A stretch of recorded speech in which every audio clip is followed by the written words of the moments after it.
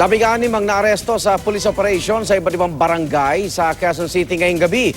Live mula sa Quezon City, saksi si Von Aquino. Bon.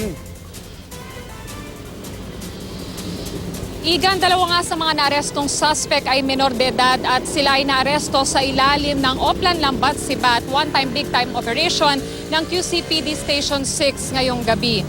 Nahuli ang mga suspect sa 6 na barangay na sabay-sabay pinuntahan ng mga pulis kabilang na ang Barangay Payatas, Barangay Silangan, Barangay Holy Spirit, Barangay Batasan, Barangay Old Balara at Barangay Commonwealth.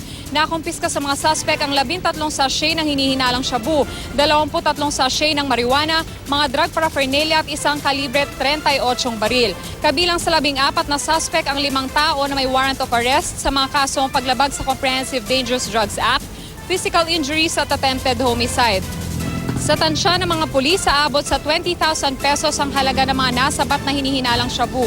Bagamat inamin ng isang suspect na sa kanya nakuha yung 2 sachet ng droga, ginawa lamang daw niya ito dahil kapos siya sa pera.